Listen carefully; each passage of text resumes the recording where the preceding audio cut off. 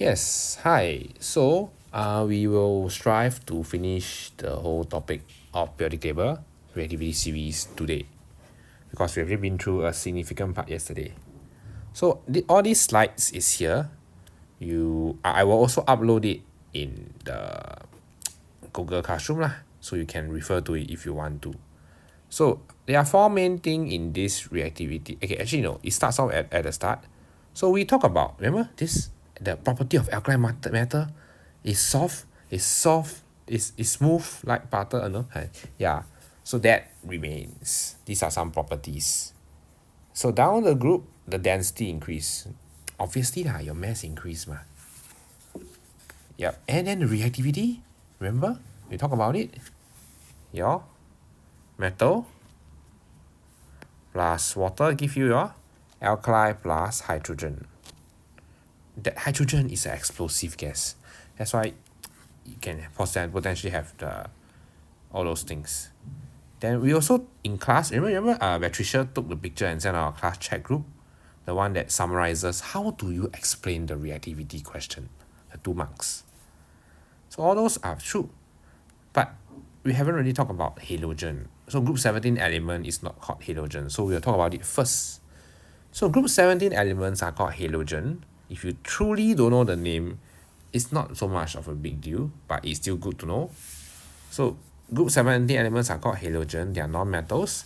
They exist as what we know as diatomic molecule, meaning they exist naturally as F2, Cl2, Br2, I2, so on and so forth. So it's diatomic. So this molecule got 2 atoms. They have low melting boiling point and they are colored. In fact, you need to know their color. So this thing here is important. So we will not need to know that chlorine is a yellowish green gas. Bromine is a reddish brown liquid. Reddish brown. Cannot write brown. I emphasize, bromine cannot write brown. I know some of you will be very smart. You think, yeah, bromine brown, bromine reddish brown like that lah. Then iodine brown lah. So I remember those both to be brown lah. Then I can smoke the teacher. No such thing. You must write reddish brown for bromine. Bromine not bromine bromine, the element bromine. Iodine is a purple black solid, true. But most of the time, I will remember it as just a black solid. The purple is so intense and so dark that it totally looks like black lah. So you need to know the color and the state that it exists as. You realize, right? Gas, liquid, solid. So you see, this is the 3 you need to know. Then the question can extend your question lah. Then they can tell you that, oh, astatine is underneath iodine. What should you expect it to be? How should it exist? You look at the color, you realize the color go from yellowish green, something very light, to reddish brown, a bit darker, then to purplish black, which is even darker. So this one will actually become black. So if you realize, your intensity of the color increase, it gets more and more darker, more intense. So astatine, I will predict that it's black. Then look at the state. It goes from gas to liquid, liquid to solid. Astatine is below solid. So naturally, it's going to be, I will predict that it will exist as a black solid. So that's something that they can make you do. Quite simple and straightforward. Because it's a trend lah. Then you need to, we already explained reactivity, remember? The one the Patricia sent that. So next thing is you need to explain melting boiling point and reactivity. Okay, so don't worry. So let's write it down. Let me create a slide here. So, okay, so melting boiling point. You need to know the melting boiling point of both group 1 and group 17. Don't panic. So you think, if it's a melting boiling point, isn't it bonding? So what did we learn in bonding? You must first tell me the bonding lah. So I'll straight away write down, oh, group 1 is metallic bonding. Yeah, that's true, metallic bonding. And how do you describe the structure of metallic bonding? Cations in a sea of delocalized electrons. Oh, yay. So you are dealing with electron and cations. Okay. Then how? How to explain? Same thing. Down the group. What happened down the group? It's like a standard phrasing, remember? There is more electron shell. More electron shell means what? More electron shell means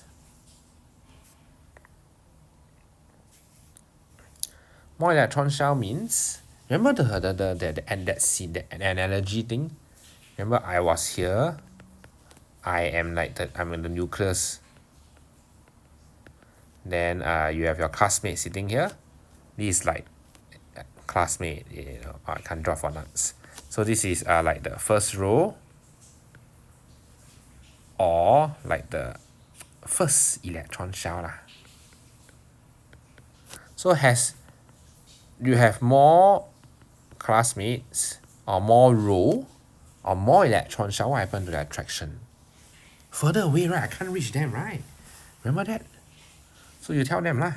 So down the group, yes, there's more electron shell, which means the attraction between nucleus and valence electron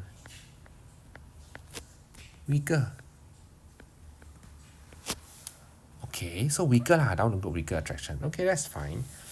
So I'm gonna use two of the elements as an example to compare lah. If not, this is just very vague to me. So let's say I have sodium. So it's Na plus and 1 electron, right? What about potassium? Also K plus, 1 electron. So what happened then? So if down the group the attraction get weaker, okay, I know some of you are a bit more mathematical. So let's say this is plus 1 lah. But now they say what? Down the group attraction weaker. Down the group. So K is below. So that means mathematically this is plus 1 minus 1. This is plus 0.9 minus 1. Meaning the charge lower. So if charge is lower, what happened to the electrostatic forces? You recall, right? Whenever it's charged, it's electrostatic. So therefore, down the group, lesser energy needed to overcome the weaker, weaker, it's a comparison term, weaker electrostatic forces of attraction between cation and valence electron. Therefore, if you need less energy, therefore your melting boiling point was also expected to be lower. So this is a standard 2 marks that they like to ask. Yep, so that is for metallic bonding. What about for group 17? Don't worry, bring it on.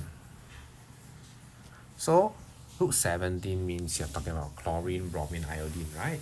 So what's their bonding? There's no metal here, right? So you start off by saying, oh, they are covalent. Okay, covalent bonding is present lah.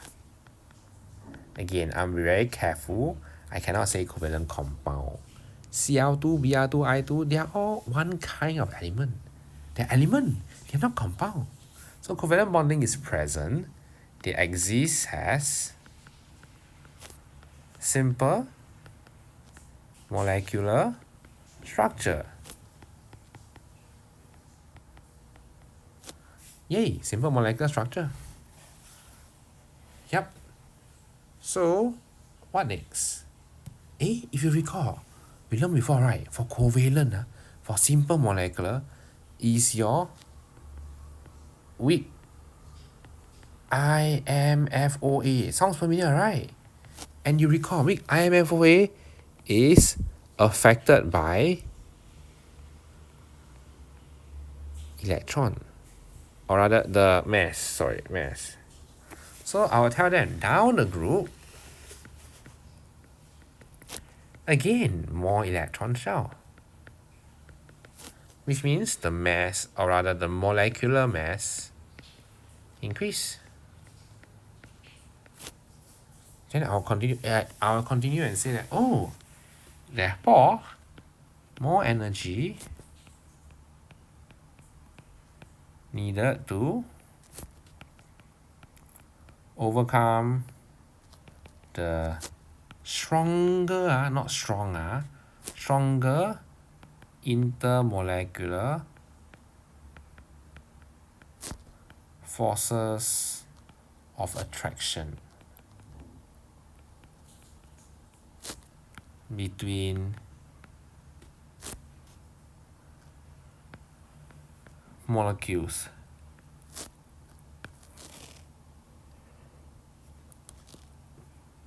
That means more energy needed. That means the melting boiling point will increase down the group. Again, another standard 2 marks. But if you realize you compare them side by side, they are the metal and non-metal opposite lah. One becomes stronger, one becomes lower. One higher, one lower. They're like opposites like boy and girl, opposites. Yep, so this is the melting boiling point that they will ask you. So there is one last thing for group 17, which is reaction. So what happened here is what? You can read all this, no issue. I'm just going to summarize and give you a main point. So, reaction. So, you can look at the slide that Patricia uploaded. Recall something about, down group 17, your reactivity increase. Your reactivity decrease. Yeah. If you recall that, yeah. So, remember the word displacement?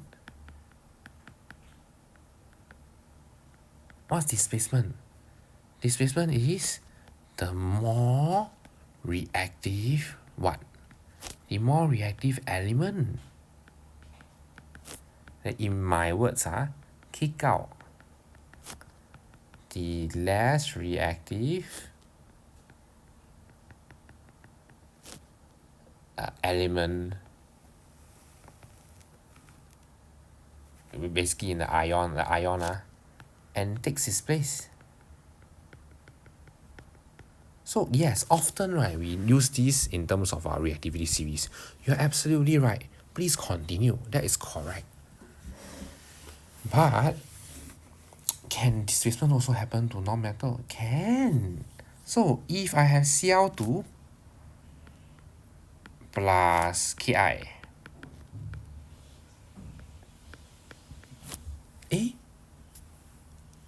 with my eyes, I see an element. Remember, whenever there's an element, my first guess is that good chance it might be a displacement. Then I ask myself, is it a displacement? It is. Why? Group 17, down the group 17, reactivity decrease. Chlorine, bromine, iodine. So chlorine is the most reactive. Okay, that means your Cl2 go in and displace and kick out the I. So you form KCl. So now I is kicked out all by myself. So you get I2AQ. But of course, don't forget to balance it at last. That's it. So this is the main reaction to do with group 17, displacement, which is honestly hand to heart. It is a new reaction, true. but it is just another displacement. Remember today in class we talk about like 6 or 5 displacement reaction? Same idea going on here. Yeah. With that, we are done with group 17. Alright? So there are 2 more groups that we need to care about. Very quickly I'll run through. Your group 18. Group 18, you need to know that a very particular phrasing. So you'll say that group 18 elements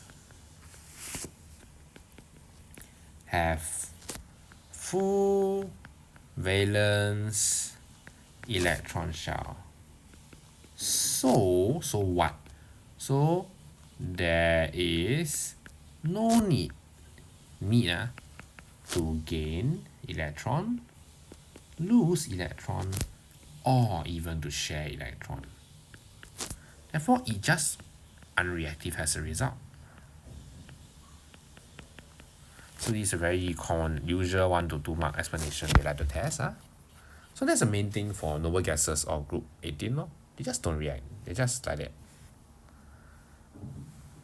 One thing I need to ask you to take note is this. Because why? So to me, to you, you'll be like, oh, okay, cool. You mean helium can be used to make balloon. Okay, that's fine. Oh, neon is used to make the neon lamp, those bright light lamp. Okay, cool. So it's just facts that if we really think carefully, we will know. But if not, we won't realize one. Why? You see, the one that says, when you make steel, you use argon. This is actually a O-level question. O-level question, I think 2 years ago, 2021. And I can tell you that batch of my students, most of them, they tell me, I don't know. Because it's a fact, but it's not something that students will remember. So when it really come out for exam, they stun like vegetable . So I will tell you to take note . So argon, which is a noble gas, is actually used to make steel. It is to, here, this term, provide an inert atmosphere. Inert means unreactive. You don't want it to burn and everything. It's just unreactive. Yep. So we are done with group 1, group 17, group 18. Now we're going to do a transition metal. So transition metals is actually just know that they have few key properties. That's about it. So they have very high melting boiling point and density. So very high melting boiling point and density. This is a let me highlight. This is a property. This is also a property, high density. They're very dense. Metals are dense already, but transition metals are even denser. They have variable oxidation state. Okay, again, don't worry, you have not learned a topic in the future that is called redox. So for now, various oxidation state is like various charge. Something like that. So for example, iron can be Fe2 plus, Fe3 plus. So you can also write it in a different way. You can say that, iron, transition metal form stable ion with different charge. For example, Fe2 plus, Fe3 plus. So that is also true. So perhaps you may want to use this particular stable ions, this phrasing for now . Until we learn the redox topic, we can let it be for now. So I would actually say that this is one of the more key property. Because when you say high melting point, what is high? When you say high density, how I know what is high density? But different charge, they're not quite obvious. So there's about 4 or 5 properties of transition metal. 2 of them are more crucial. So don't worry, you see a whole table here. Need to memorize or not? Don't worry. Yep. Next will be the next key property is transition metal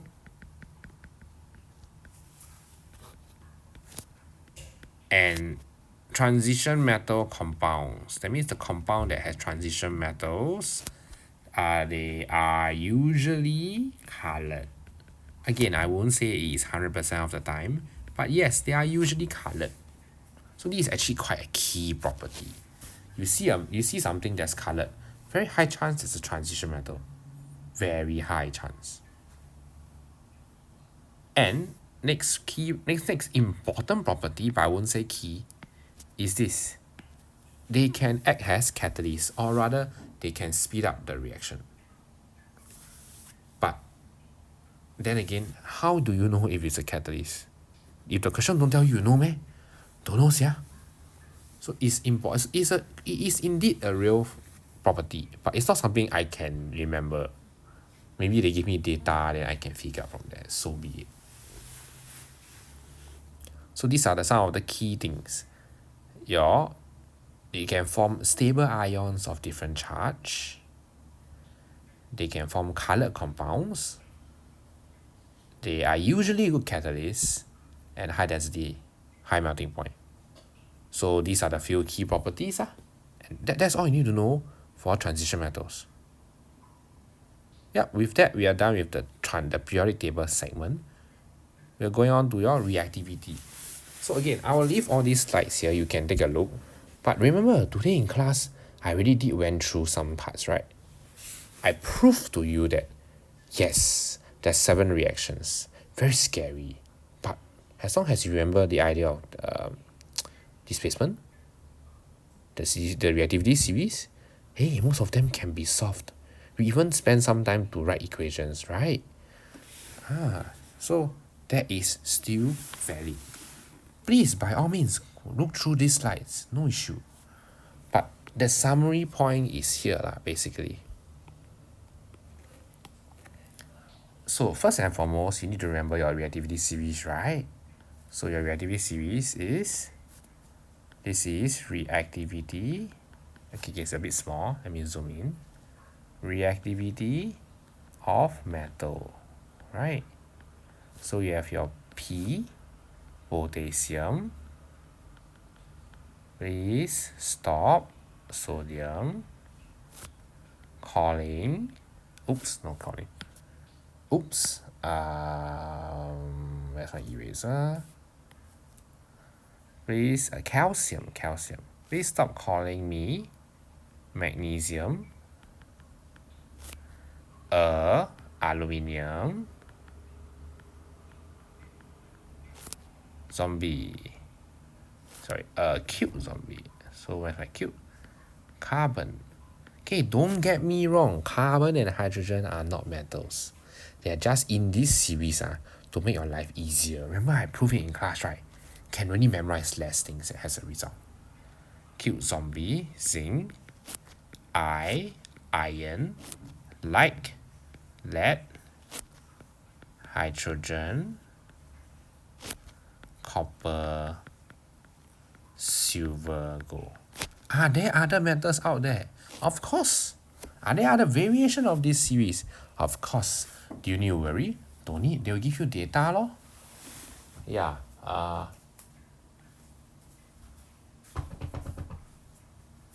Yep. So this is the series that you must memorize. You don't memorize, you GG. I guarantee you GG. Yeah. Yep. So I'm gonna do a summary in 1 page for you.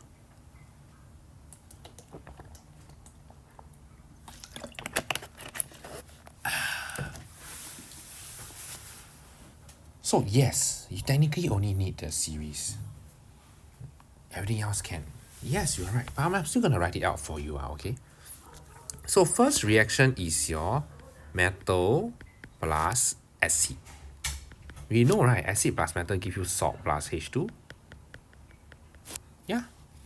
So your acid. So example would be zinc plus 2HCl give you what? Give you H2 plus zinc Cl2. So this is the one that's kicked out lah, the H that's kicked out. Because why? Zinc is higher than hydrogen ma. So the big guy come in and kick him out and steal the, yeah, so kicked out. So that means what metals can kick out hydrogen? Must be metals more reactive than hydrogen, right? So that's why it's not all metals. So technically, from potassium all the way down to somewhere here. So these metals can react. Second reaction, you have your cold water plus metal. You will get a metal hydroxide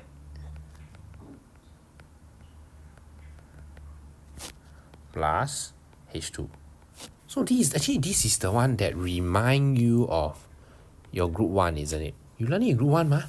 You throw the metal in, it scissor, catch fire, boom. Why? Because you're forming hydrogen gas, which is very explosive, and the hydroxide. So this one actually, for example, let's say I have calcium plus H2O liquid, because water calcium hydroxide. Yep, we need to balance this. Let's take a look. CaCaOH. Okay, so I need more of this. So 2H2O. So we have OH. Yep. Yeah, very good. So this second reaction, so only it's very exclusive. Technically, only the first 3 metals can react in this way, because they are just so reactive. Cold water touch only, they boom boom.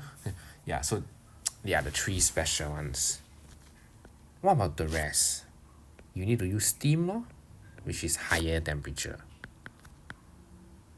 How do I know what do I get? Very simple. Let's say I have zinc plus H2OG. Hey, there is an element. So the zinc will kick out the H because they are.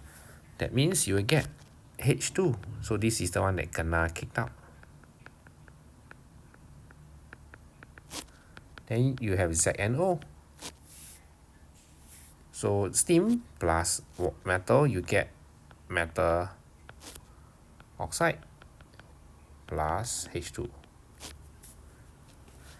So again, you need to kick out your H, means you need to be more reactive than H, means you need to be higher than H. So third reaction will be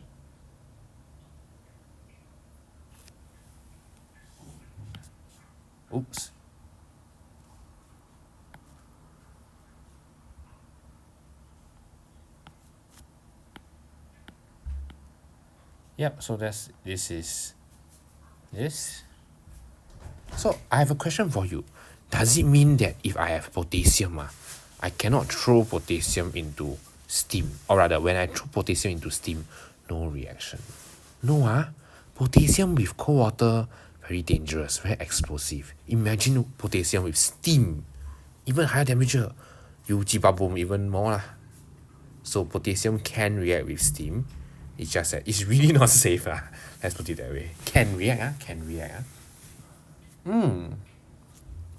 So we have 3 reactions. Fourth reaction, your hydrogen plus metal oxide, you will get H2O, steam usually, and metal. I'm gonna write an example. So H2 plus CuO. Hey, I have an element. Is my H more reactive or so-called higher than copper? It is. So can kick out lah. So Cu is kicked out. Kicked out. Then you take its place, H2OG. Oh, cool. Yay. So what happened is, based on this logic, your hydrogen must kick out the thing. So that means the metal oxides are lower than hydrogen. Which means it should be from gold to actually it goes up to even lead. Huh? Why? Lead above hydrogen what? Because you can play cheat. Hydrogen is a gas. We can technically increase the pressure and force it to react. And lead is like right above hydrogen. So can play cheat a bit. Just lead. So again, 4 of them are all redox. More. Number 5. You have your carbon or carbon monoxide.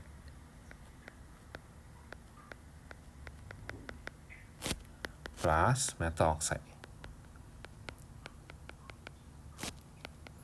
Give you CO2 plus metal.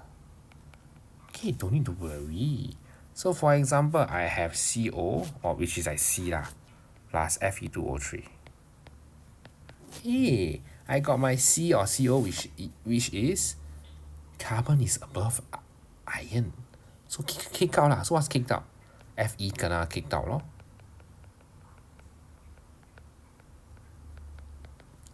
Then you take over, so you get CO2.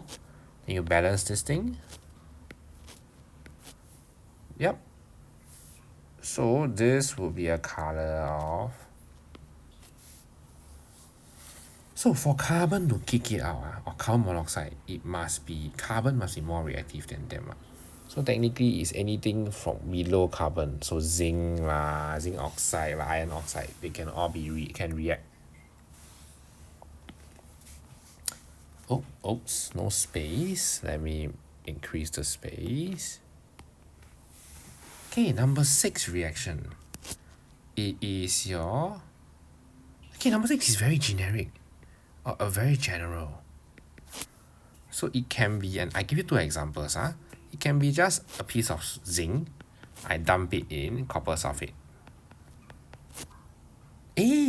More reactive element. So I kick out. So, or poor Cu that is kicked out.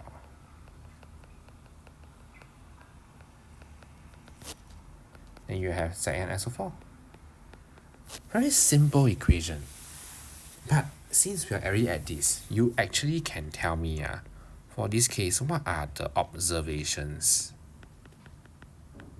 What's observation? Observation means what you can see. You observe. So what can you see? How are you even convinced that there's a reaction going on? The magical fairy appear and tell you, dear mortal, there is a reaction. It can't be that, right? So observations there's a few things. First, color change. If you add something and there's color change, I'm pretty convinced there's a reaction. If there's a gas evolve means something new come out already means got reaction Or it could be a solid that form or disappear. So these are the 3 main things that we look out for. So in this case, what is the observation? So usually observation is every 1 mark. 1 observation, 1 mark. So if they are nice, they can just say, write down 2 observation, 2 marks.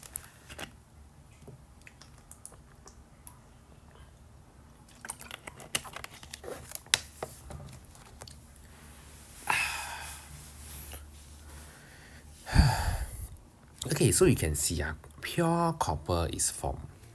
So reddish brown copper formed. Copper solid form. How do I know this? So I'm telling you now, all metals, they are basically gray solid. Yeah, I know if you look around you at home, wherever, your metal very shiny one. It is true, but it is not naturally shiny. Actually, people have to polish it and everything. So if somehow a metal is formed, I would usually just say gray solid form. But only for copper.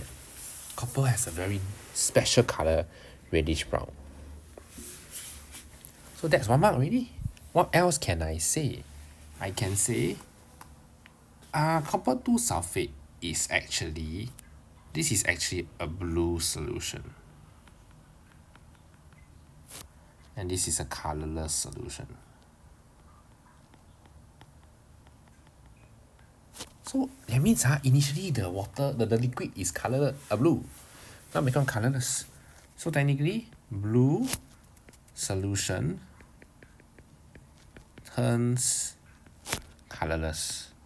Okay, don't worry. I know you might be wondering, how I know the color? So for now, they must tell you the color of the solution because you don't learn the color yet. So don't you worry about that. But does it mean you cannot write any observation? You can. So copper is formed. So I can see reddish brown solid. But what is used up? Zinc, right? And zinc is a metal. So you can say that the zinc, gray, solid disappears.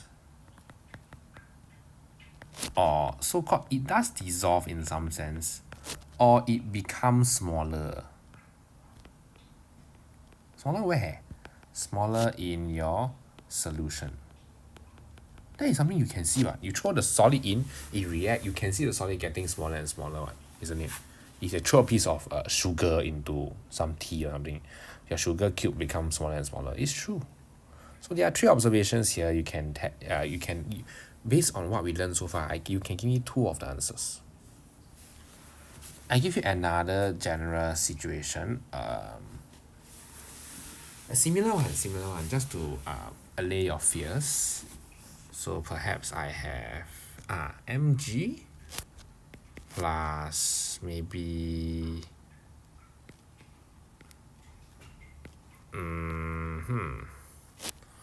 what salt should I have? Okay lah, plus AgCl lor. Don't AgCl. AgNO3. So you realize that, I got an element. So whenever there's an element, my first try is displacement. Yeah, so Mg will kick out. So Ag is kicked out. Aww.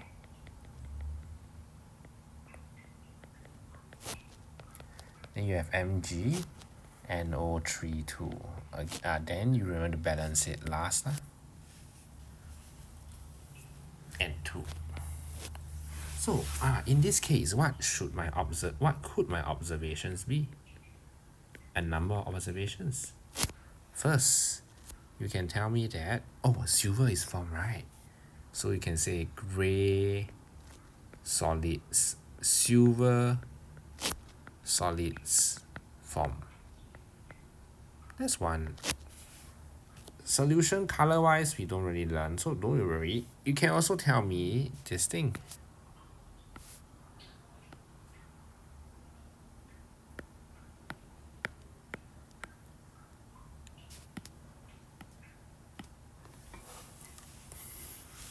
Instead of zinc,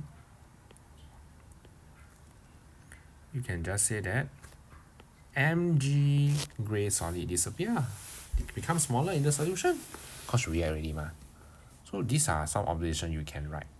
So far I've proven to you 6 of these reactions are all displacement in nature. But I told you also there's a 7th reaction that is nothing to do with that. So your 7th reaction, we will look at the slides. So these are the slides. You can actually go and take a look. It's the same thing. I'm just summarizing it in 1 page for you. Reactivity. Remember this thing? Losing electrons, displace.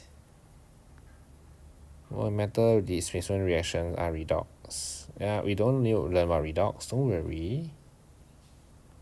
Here. This is the 7th reaction. So this one has zero association with. This is actually not displacement, different things altogether.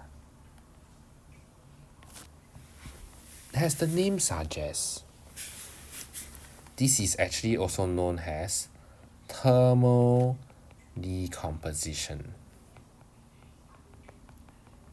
Means you use heat to break down lah, isn't it? You use heat to break down.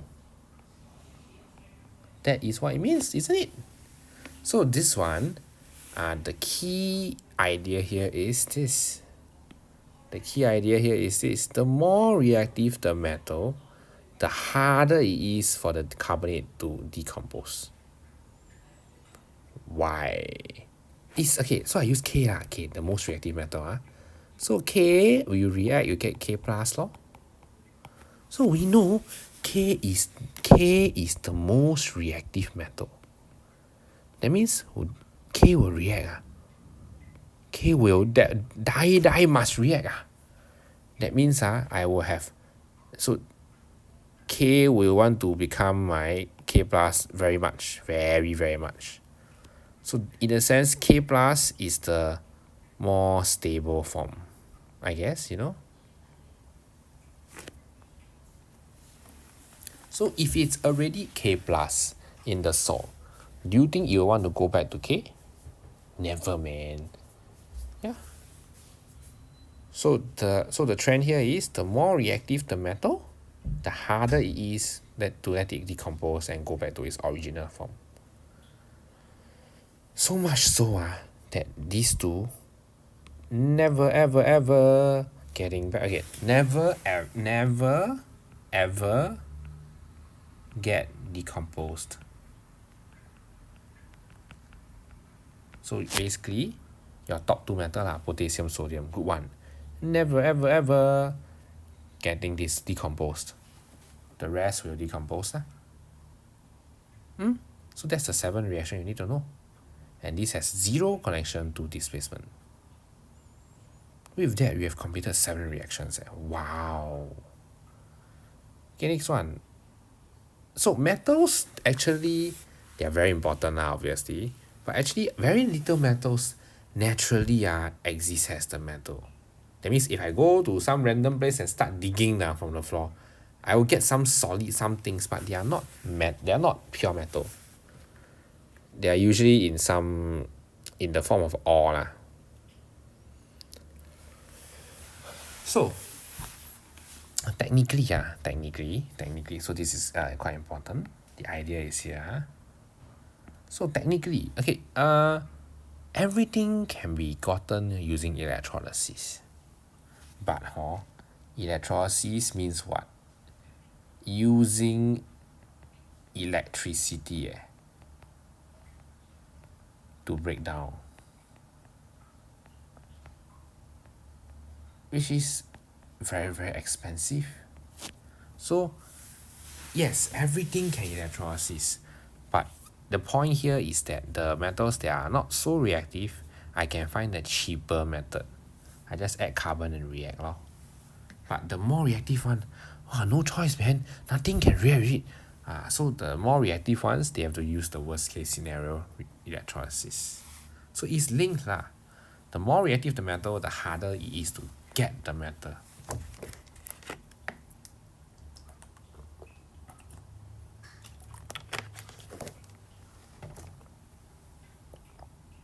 Yep. Next one, rusting. Okay, rusting. Okay, I tell you what, I'll just call it a day. I'll talk about rusting in class. So everything for this year, end of year exam, is taught already. Only rusting not yet. So reminder, please remember to do your homework, question 3 and 4. So actually for salt prep, right, very simple one. Most important thing is you need to look at, is it soluble? This is insoluble. So if you look at the flow chart, hey, insoluble. That means you are using this method. That's it. So you realize for salt prep, if you can determine the method and choose and write the correct reactant, correct equation, meaning choose the correct reactant, everything is set already. Because after that, all these things are just copy and paste one. I mean, true lah, you need to memorize lah, but there's no surprises, to put it that way. But you don't memorize, then that is your problem lah. Yeah, next one. Your question 2. Question 2, this is soluble. Sure. Use a different color. Soluble. Oops. Different color. Soluble. Sure. So it is soluble. Is it good one? Copper is not, right? So no. So you can choose either a base, carbonate. But for this case, copper cannot. Why? Remember your series? Please stop calling me a cute zombie. Copper and hydrogen. Your copper below hydrogen. You mean your copper can kick out hydrogen, man? No, right? Remember displacement? So only copper cannot. Or you can use your copper carbonate, copper hydroxide, copper oxide. They are all fine. So that is for question 2 per se. If you have any questions, if you don't understand, please text me and ask, alright? That's about it. Thank you.